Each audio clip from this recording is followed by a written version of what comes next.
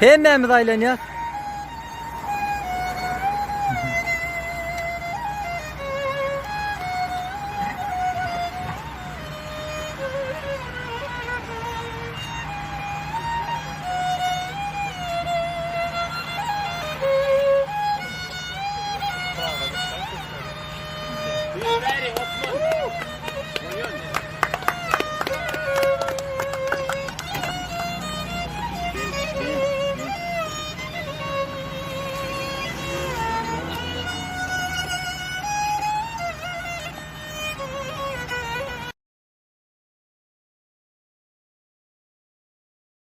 Şun sayesinde oğlum.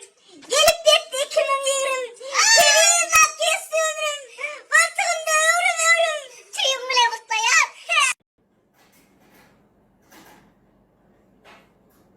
Ay yer çeken acele yavuluk yatı bari.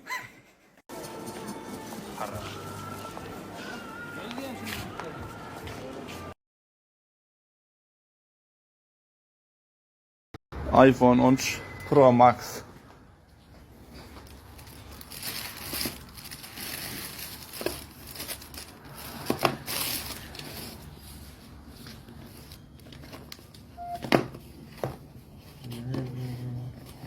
Hı? iPhone 13. Aman tençer ne demekten şatır da. Şatır deyip daş uzları değil ya. Ene amına siki appan kırlar kim şatırdın gör kız hemen ha.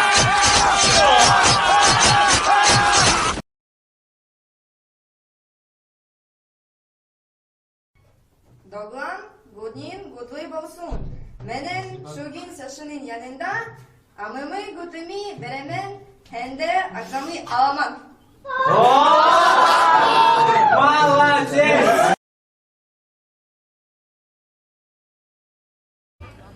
Biri maskayı satmana skırtır bağdara.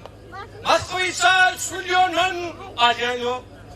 Diye kolla ay per yarın da atıyırtır da. Ben ona da 2 milyonu maskayı çekme de 2 milyonun 2 milyonun var ya maskayı kim alsın o? Görmüş ağır muti kıyır uğrattır da. Mut kim alacak o da muti. Bir ıglakır. Ağa maskayı satacağım diye. Yok sen bu undini kıyır yani ne diye.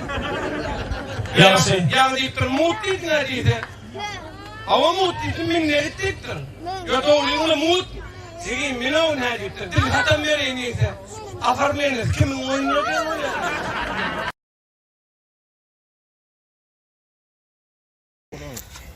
Dostlar yürüyorum döneceğiz. İçimizden ısıracağım bak. İçim. Dört ertiği toyu. Ertiği toydu. Mehmet bilmem. Yatmalı gitmeli. Yıktat boy!